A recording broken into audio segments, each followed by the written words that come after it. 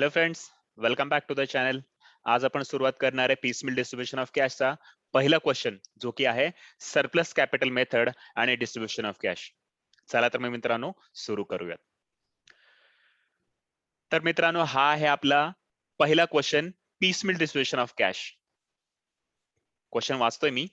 A, B, and C were partners sharing profit and losses in the ratio of 3:3:2, respectively.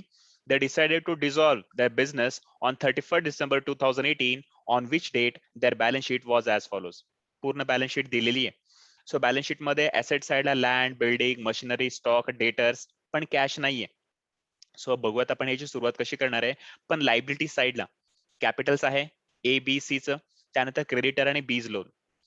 जसं की मी तुम्हाला last lecture मध्ये सांगितलं होतं की तुम्हाला ऑर्डर ऑफ पेमेंट लर्न करणं गरजेचं आहे. सो आपल्या जितक्या लायबिलिटीज असतील त्याच ऑर्डरनुसार, त्या ऑर्डर ऑफ पेमेंट नुसारच आपण त्या लायबिलिटीचं पेमेंट करणार आहे. सो या ठिकाणी तसं पाहायला गेले की दोनच लायबिलिटीज आहेत, एक क्रेडिटर आहे आणि दुसरा आहे बीज लोन. खाली ऍसेट रिअलाइज दिलेले, the assets were gradually realise as follows. So asset रिअलायझेशनचे डेट्स दिलेले आहेत आणि ग्रॉस अमाऊंट दिले आणि त्यासाठी झालेला खर्च दिलेला आहे. नेट ऍसेट रिअलायझेशन कसं कॅल्क्युलेट करायचं हे लक्षात ठेवा. ग्रॉस अमाऊंट म्हणजे जी काही तुम्हाला अमाऊंट दिलेली असेल त्याचा एक्सपेन्सेस वजा जाता जो शिल्लक राहील ना, तोच तुमचा ऍसेट रिअलाइज असणार आहे. Okay. So prepare statement showing piecemeal distribution of cash as per surplus capital method. बघूयात. याच्यामध्ये सगळ्यात आधी आपण बघणार आहे की सरप्लस कॅपिटल मेथड नुसार सरप्लस कॅपिटल कसा कॅल्क्युलेट करायचा. सो फर्स्ट स्टेप आहे, सगळ्यात आधी त्यांचा कॅपिटल लिहून घ्यायचा ऍज इट इज. जर की क्वेश्चन मध्ये तुम्ही बघू शकताय की 24,000, 15,000 आणि 9,000 हे तिघांचं कॅपिटल दिलेलं आहे. त्यानंतर क्वेश्चन मध्ये कधीही तुम्हाला लायबिलिटी साइडला जर का प्रॉफिट अँड लॉस अकाउंट आणि जनरल रिझर्व्ह किंवा कोणताही रिझर्व्ह दिलेला असेल तर तो त्यांच्या त्यांच्या रेशोमध्ये डिस्ट्रीब्यूट करायचा आणि तो प्लस करायचा. जर का लायबिलिटी साइडला प्रॉफिट अँड लॉस अकाउंट दिलेला असेल तर तो तुमचा प्रॉफिट असतो. ओके. सो या क्वेश्चन मध्ये काहीच नाहीये. त्यानंतर जर का तोच प्रॉफिट अँड लॉस अकाउंट तुमच्या लायबिलिटी साइडला सोडून ऍसेट साइडला जर का दिलेला असेल, ऍसेटला जर का दिलेला असेल तर तो तुमचा लॉस असतो. सो तो लॉस काय करायचा, पार्टनर्स मध्ये डिस्ट्रीब्यूट करायचा आणि तो मायनस करायचा. सो या क्वेश्चन मध्ये नाहीये, पण फर्स्ट क्वेश्चन आहे त्यासाठी मी हे एक्सप्लेन करतोय. हे सगळं प्लस मायनस करून जे येईल ते त्यांचं न्यू कॅपिटल असणार आहे. सो यांचं कॅपिटल ऍज इट इज राहील 24,000, 15,000 आणि 9,000. इथून खरे आपले स्टेप सुरू होतील. सो सरप्लस कॅपिटल कॅल्क्युलेट करत असताना प्रत्येक वेळेस तुम्हाला याच स्टेप फॉलो करायचे. ओके. सो सगळ्यात पहिली स्टेप आहे divided by profit sharing ratio. त्यांचा जो काही प्रॉफिट शेअरिंग रेशो असेल त्याच्याने डिवाइड करायचा. सो त्यांचा प्रॉफिट शेअरिंग रेशो आहे 3:3:2, म्हणजे 3 आणि 2 ने आपण डिवाइड करूयात. सो डिवाइड करून त्यांची जी व्हॅल्यू त्याला आपण युनिट व्हॅल्यू मानूयात. सो 24,000 डिवायडेड बाय 3 करून आला 8,000. 15,000 डिवायडेड बाय 3 करून आलं 5,000 आणि 9,000 डिवायडेड बाय 2 करून आलं 4,500. आता डिवाइड करून सगळ्यात छोटी जी व्हॅल्यू आहे ना, युनिट व्हॅल्यू, त्याला आपण बेस घेतो. सो सगळ्यात छोटी व्हॅल्यू येते आपली सी ची, कारण की सी ची 4,500 आहे. सो सगळ्यात छोटं ते आहे. सो त्याचा आपण बेस घ्यायचा असतो. सो या ठिकाणी आपण लिहिणार आहोत taking C's share as a base. So ज्याचा आपण बेस घेणार आहे ना, त्याच्या बेसनी प्रत्येक रेशोला मल्टिप्लाय करून त्यांची अमाऊंट त्यांच्या समोर लिहायचा. आता अमाऊंट करूयात. सो 4,500 मल्टिप्लाइड बाय 2 झालं 9,000. 4,500 मल्टिप्लाइड बाय 3 करून आलं 13,500. परत 4,500 मल्टिप्लाइड बाय 3 ते पण करून आलं 13,500, 13,500. आता हे जे तुमचं कॅल्क्युलेशन करून आलंय हे तुमच्या मेन कॅपिटल मधून जे न्यू कॅपिटल होतं त्याच्यातून आपण मायनस करणार आहे. म्हणजे सगळ्यात पहिलं 24,000 मायनस 13,500 जी अमाऊंट येईल ती येणार आहे 10,500. परत दुसऱ्या पार्टनरचा आहे 15,000 आणि त्याचं कॅल्क्युलेशन करून आलं 13,500. सो 15,000 मायनस 13,500 करून आलं 1,500 आणि शेवटचं 9,000 मायनस 9,000 करून त्याचं निलेच येणार आहे. हे जे शिल्लक राहिलं ना गाईस, याला म्हटलं जातं सरप्लस कॅपिटल. हा आहे तुमचा सरप्लस कॅपिटल. पण सरप्लस कॅपिटल हा दोघांचा दिलेला आहे, दोघांचा आलेला आहे. रॅदर आपल्याला सरप्लस कॅपिटल फक्त एकाच पार्टनरचा पाहिजे असतो.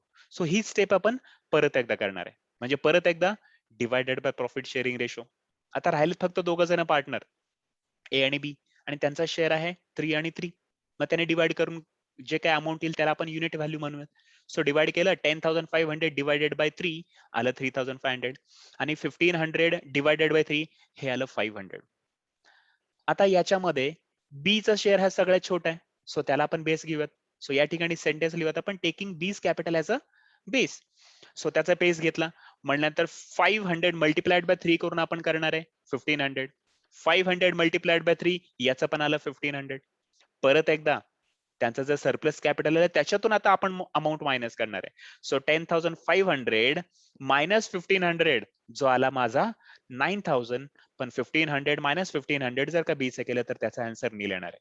सो सगळ्यात शेवटी सरप्लस कॅपिटल त्याला आपण म्हणतो ऍब्सोल्यूट सरप्लस हा आला फक्त एचा. याचा अर्थ सगळ्या लायबिलिटीचं पेमेंट करून झाल्यानंतर तुम्हाला सगळ्यात आधी पैसे कोणाचे द्यायचे तर ए चे पैसे द्यायचे. तर मित्रांनो आता आपण बघणार आहे statement showing distribution of cash. तर आता करत असताना सगळ्यात आधी बॅलन्सेस पर बॅलन्स शीट आपण लिहिणार आहे. त्यांचे जे काही बॅलन्सेस आहेत जसे की कॅश तर आपल्याकडे नाहीये, हा कॉलम असो लक्षात ठेवा गाईज. जितक्या लायबिलिटीज तितके आपण कॉलम करणार आहे आणि ते पण कॉलम कशानुसार करणार आहे ऑर्डर ऑफ पेमेंट नुसार करणार आहे. सो ऑर्डर ऑफ पेमेंट मध्ये सगळ्यात आधी आपण इन्कम टॅक्स देतो. रिलेशन एक्सपेन्सेस सोडून द्या, रिलेशन एक्सपेन्सेस तर पे करायचे. It is an expenses. तो एक्सपेन्स होईल त्याचा कॉलम नाही येणार, तो एक्सपेन्स आपण डायरेक्टली कॅश मधून मायनस करणार आहे. सो लायबिलिटीज मध्ये जितके कॉलम जितक्या लायबिलिटीज असेल तेवढे आपण कॉलम करणार आहे. सो पहिले इन्कम टॅक्स, त्यानंतर सिक्युअर्ड लोन वगैरे असेल तर त्याचा कॉलम करतो. त्यानंतर 5 लायबिलिटीज आपल्या ज्या काय असतील त्याच्यानुसार कॉलम करणार आणि सगळ्यात शेवटी आपण पार्टनरचं लोन करणार आणि सगळ्यात शेवटी पार्टनरचं कॅपिटल करणार. सो या क्वेश्चन मध्ये मला फक्त क्रेडिटर आणि बीचं लोन एवढंच दिलेलं होतं. सो ते मी लिहून घेतलं आणि पहिला कॉलम हा कंपल्सरी करायचा कॅशचा. लक्षात ठेवा कधीही पहिला कॉलम तुमचा कॅशचा असला पाहिजे. सो या क्वेश्चन मध्ये कॅश तर नाहीये, पण क्रेडिटर आहे 20,000, बीचं लोन आहे 4,000 आणि हे तिघांचं कॅपिटल आहे 24,000, 15,000 आणि 9,000. आता याच्यामध्ये सगळ्यात पहिली स्टेप माझी रिअलायझेशन एक्सपेन्सेस मी पे करत असतो, पण माझ्याकडे पे करायला कॅशच नाहीये. सो सगळ्यात पहिला आपण घेऊयात मग ऍसेट रिअलाइज. जर क्वेश्चन मध्ये कॅश असेल तर तो कॅशचा बॅलन्स आपण लिहिला असता, पण या ठिकाणी आपल्याकडे कॅश बॅलन्स नाहीये, तो आपण डायरेक्टली फर्स्ट ऍसेट रिअलायझेशन घेऊयात. सो तुम्हाला मगाशीच क्वेश्चन मध्ये दाखवल्याप्रमाणे माझा ऍसेट रिअलाइजची ग्रॉस अमाऊंट होती 11,000 आणि एक्सपेन्स आहे 1,000. तो मायनस होता जो शिल्लक राहील ना तो माझा नेट ऍसेट रिअलाइज आहे. म्हणजे माझी नेट ऍसेट रिअलाइज आली 10,000 रुपये. आता या क्वेश्चन मध्ये मला सांगा कुठेही रिअलायझेशन एक्सपेन्सेस किंवा डिझोल्युशन एक्सपेन्सेस कुठे दिलंय का? नाही दिलं. सो मग सगळ्यात आधी आपण काय करूयात की ऑर्डर ऑफ पेमेंट नुसार सगळ्यात आधी creditor, bills payable, bank loan, bank overdraft, others loan असेल तर त्यांचं पेमेंट करणार आहे. सो याच्यात फक्त त्याच्यातलं क्रेडिटर एकच आहे. पण क्रेडिटरची मला टोटल अमाऊंट द्यायची आहे 20,000, पण सध्या तरी आपल्याकडे फक्त 10,000 आहेत. सो यावेळेस काय करणार आहे या फर्स्ट ऍसेट रिअलायझेशन मधून पूर्ण 10,000 आपण कोणाला पे करणार आहे क्रेडिटर्सला पे करणार आहे. सो या ठिकाणी मी म्हटलं पेड टू क्रेडिटर्स. सो आपल्याकडे 10,000 आहे, 10,000चा बॅलन्स त्याला देऊन टाकला. जर का आपल्याकडे एक्स्ट्रा पैसे असते तर त्याचं पेमेंट आपण फुल पेमेंट केलं असतं, पण या ठिकाणी वी आर हॅव्हिंग ओनली 10,000, आपल्याकडे फक्त 10,000 आहेत, त्यामुळे 10,000 हे पूर्ण त्याला देऊन टाकले. सो पेमेंट केल्यानंतर आपण प्रत्येक वेळेस म्हणणार आहे बॅलन्स ड्यू किंवा बॅलन्स किती शिल्लक राहिला. सो 10,000 मायनस 10,000 बॅलन्स माझा नील झाला आणि 20,000 मी 10,000 पेमेंट केलं म्हणजे 10,000 याचा बॅलन्स शिल्लक राहिला. पण जर का गाईस तुम्ही एक गोष्ट व्यवस्थित लक्षात आली असेल तुमच्या, तर बघा कॅश आपली नील झाली. जोपर्यंत तुमची कॅश नील होत नाही किंवा जोपर्यंत तुमची कॅश संपत नाही तोपर्यंत तुम्ही नेट एसेट रिअलाइज किंवा नेक्स्ट वाला एसेट रिअलाइज कधीच घ्यायचं नाही. जोपर्यंत तुमची कॅश नील होत नाही तोपर्यंत तुम्ही नेक्स्ट एसेट रिअलायझेशन कधीच नाही घेणार. सो आपल्या या ठिकाणी कॅश नील झाली. सो आपण या ठिकाणी टेकन ओव्हर करूयात नेक्स्ट एसेट रिअलायझेशन जो की आहे माझा सेकंड एसेट रिअलायझेशन. त्याची व्हॅल्यू आहे टोटल 23,000 ग्रॉस अमाऊंट आहे आणि त्याचा एक्सपेन्स आहे 3,000. एक्सपेन्स वजा केल्यानंतर 20,000 माझा नेट एसेट रिअलाइज झाला. सो या ठिकाणी नेट एसेट रिअलाइज झाल्यानंतर माझा नेक्स्ट जो पेमेंट करायचं क्रेडिटरचं ते आहे 10,000, पण माझ्याकडे 20,000 आहेत. We can easily pay. So मी पे करून टाकतोय less paid to creditors. So क्रेडिटर्सला मला फक्त 10,000 द्यायचे. सो 10,000 मी याच्यातून मायनस केला आणि त्याच्या खाली देखील मी 10,000 लिहिलं. बॅलन्स किती शिल्लक राहतोय? कॅशचा माझा 10,000 बॅलन्स शिल्लक राहील आणि क्रेडिटरचा बॅलन्स नील झाला. पण पुढच्या लायबिलिटीज आहेत ना, पुढच्या liabilities 4,000 as it is me लिहिलं, 24,000, 15,000 आणि 9,000 मी ऍज इट इज रेकॉर्ड करून टाकलं. बॅलन्स माझ्याकडे 10,000 आहे. आता माझी नेक्स्ट लायबिलिटी. नेक्स्ट लायबिलिटी मला पे करायची आहे बीचं loan. So I can easily pay B's loan because I am having 10,000. माझ्याकडे 10,000 रुपये आहेत. सो मी इझिली त्याला 4,000 रुपये देऊ शकतो. सो 4,000 मी माझ्या कॅश मधून मायनस केली आणि त्याच्या कॉलम मध्ये देखील 4,000 रुपये लिहिले. सो आता परत एकदा बॅलन्स शिल्लक राहिला माझा 6,000 आणि बीचं लोन झालं नील. बीचं पूर्ण पेमेंट करून टाकलं, पण पुढच्या लायबिलिटीज अजून शिल्लक आहेत, म्हणजे तिघांचं कॅपिटल ॲज इट इज शिल्लक राहिलंय. सो अशा प्रकारे माझ्या लायबिलिटीज या ठिकाणी संपल्या. सो लायबिलिटी संपल्यानंतर सगळ्यात पहिलं काम जायचं आपल्या सरप्लस स्टेटमेंटकडे. तर सरप्लस स्टेटमेंट नुसार आपल्याला सगळ्यात आधी ए चं सरप्लस पे करायचं आहे. सो हे ए चं सरप्लस आहे 9,000. सो आपल्याकडे सध्या तरी आता 6,000च आहेत. सो अशा केसमध्ये काय करणार, की ए ला म्हणणार, बाबा रे माझ्याकडे आता 6,000 रुपये आहेत, हे 6,000 रुपये तू घेऊन टाक. आणि जर का तुझे पैसे जेव्हा मी नेक्स्ट ऍसेट रिअलाइज करेन, नेक्स्ट वाली ऍसेट जेव्हा मी सेल करेन, तेव्हा तुझे उरलेले पैसे मी देऊन टाकेन. सो सध्या तरी आपण काय म्हणणार या ठिकाणी, पेड एज सरप्लस. सो मी कॅश मधून तेवढाच बॅलन्स मायनस करणार आहे आणि ए चा जो कॅपिटल आहे 24,000 पूर्ण द्यायचं नाही, आपण सरप्लस कॅपिटल कॅल्क्युलेट केलेलं आहे. टोटल 9,000 त्याला सुरुवातीला द्यायचे. आपल्याला द्यायचं तर सगळंच आहे, पण आपण टप्प्याटप्प्याने पेमेंट करणार आहे. सो आता 6,000 रुपये मी माझ्या कॅश मधून मायनस केले आणि ए च्या कॅपिटल मध्ये लिहिले. बॅलन्स परत एकदा बघूयात. कॅशचा बॅलन्स झाला नील. ए चं कॅपिटल 18,000, बी चं कॅपिटल 15 आणि सी चं कॅपिटल 9, कारण की बाकीच्यांना काही दिलंच नाही. सो माझी कॅश झाली नील. परत आता काय करणार आहे आपण, परत नेक्स्ट ऍसेट रिअलायझेशन घेणार आहे. येस. सो माझी नेक्स्ट ऍसेट रिअलायझेशन आहे थर्ड वाली ऍसेट रिअलायझेशन. टोटल होती 10,200 आणि त्याच्यातून मी 600 मायनस करता जो माझा शिल्लक राहील तो माझा नेट ऍसेट रिअलाइज. तो माझा नेट ऍसेट रिअलाइज. आता हे 9,000 पूर्णच वाटत बसायचं नाहीये. बघा लक्ष द्या. आपल्याला प्रिव्हियसली ए ला सरप्लस किती द्यायचा होता, 9,000 द्यायचा होता. सो त्याच्यातले मी 6,000 तर देऊन टाकले. अजून किती द्यायचा शिल्लक आहे? येस. अजून 3,000 द्यायचा शिल्लक आहे. सो ते 3,000 आपण त्याला देऊन टाकूयात आधी.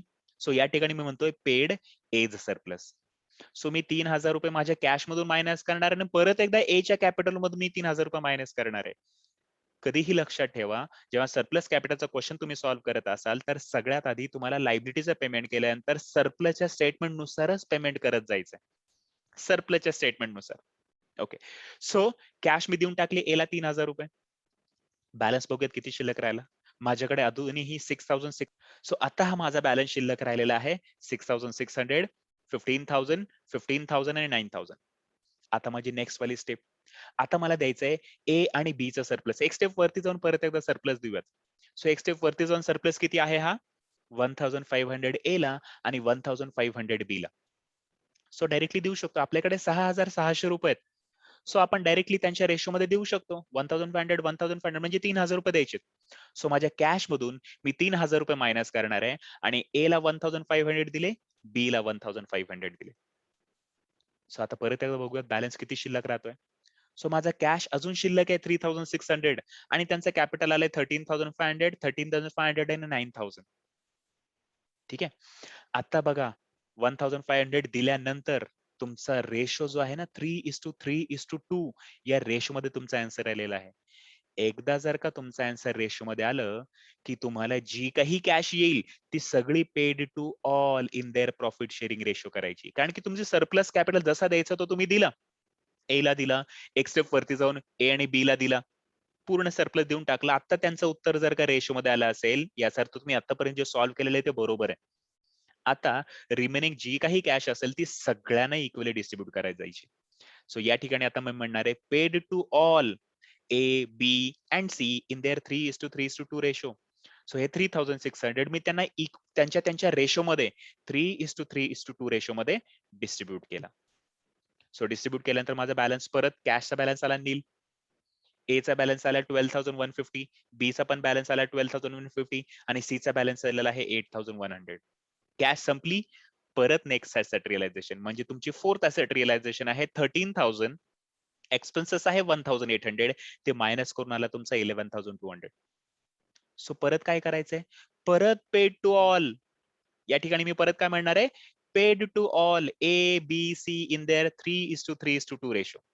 सो 11,200 मी परत एकदा त्यांच्या रेशोमध्ये देणार आहे. That amount is 4,200, 4,200 and 2,800. रेशोमध्ये वाटून टाकलं त्यांच्या रेशोमध्ये. परत स्टेटमेंट नुसार देऊ नका. तुम्ही सरप्लस देऊन टाकलं, एक स्टेप वरती जाऊन परत सरप्लस दिलेला आहे. आता बस जितके काही असेट रिअलायझेशन येतील ते सगळे पेड टू ऑल करणार. सो बॅलन्स परत शिल्लक राहिला, म्हणजे कॅश परत नील झाली. माझा बॅलन्स शिल्लक राहिला 7,950. आपण पार्टनरचं पेमेंट करत चाललोय वन बाय वन. 7,950 आणि 5,300. त्यानंतर पुढचं ऍसेट रिअलायझेशन आहे जे की माझं फायनल ऍसेट रिअलायझेशन आहे. फिफ्थ वाला ऍसेट रिअलायझेशन हे आपलं फायनल ऍसेट रिअलायझेशन आहे. सो दॅट इज 12,000 आणि एक्सपेन्सेस आहे माझं 2,000. सो मी ते 2,000 मायनस करून जो शिल्लक राहिला तो माझा नेट ऍसेट रिअलाइज 10,000. सो हेच 10,000 मी परत काय करणार आहे पार्टनर्सला त्यांच्या रेशो मध्ये डिस्ट्रीब्यूट करणार आहे. त्याला म्हणणार आहे paid to all A, B and C in their 3:3:2 ratio. So हे 10,000 मी त्यांना परत एकदा डिस्ट्रीब्यूट केलं ज्याची अमाऊंट आली 3,750, 3,750 आणि 2,500. आता याच्यानंतर माझं कोणतंही ऍसेट रिअलायझेशन नाहीये, तरीही मला पार्टनरला अजूनही बॅलन्स द्यायचा बाकी, कारण की 7,950, 7,950 आणि 5,300 हे तिन्ही पार्टनरला द्यायचे होते. पण माझ्याकडे कॅश फक्त 10,000 होती. सो 10,000 मी वाटून टाकले, अजूनही त्यांचा बॅलन्स शिल्लक राहिलेला आहे. जर का त्यांचा काही शेवटी बॅलन्स शिल्लक राहिला असेल तर तो फर्मचा लॉस आहे. दॅट इज रिअलायझेशन लॉस, कारण की एवढं त्यांना कॅपिटल अजून द्यायचं बाकी राहिलंय. कॅश तर माझी नील झाली, पुढे ऍसेट रिअलायझेशन नाहीये. सो त्यांचा बॅलन्स अजूनही ए चा 4,200 बाकी आहे, बी चा 4,200 बाकी आहे आणि सी चा 2,800 बाकी आहे. ते पैसे आपण त्यांना देऊ शकणार नाही, कारण की आपल्याकडे ऍसेट रिअलायझेशनच नाही, ऍसेटच नाही आहेत शिल्लक ऍसेट विकण्यासाठी. सो हा शेवटी शिल्लक राहिला तो आहे माझा realisation loss. So that's it guys. अशा पद्धतीने आपल्याला हा क्वेश्चन सॉल्व्ह करायचा आहे. व्हिडिओ कशी वाटली नक्की खाली मला कमेंट बॉक्स मध्ये कळवा. आणि जर का आपल्या या चॅनेलला लाईक, शेअर आणि सबस्क्राईब केलं नसेल तर प्लीज नक्की शेअर करा, नक्की सबस्क्राईब करा आणि जो शेवटी बेल आयकॉन असतो त्या बेल आयकॉनला क्लिक करा, जेणेकरून मी नेक्स्ट कोणतीही व्हिडिओ अपलोड केली की ती व्हिडिओ तुम्हाला लगेचच दिसेल. Thanks for watching. थँक्यू.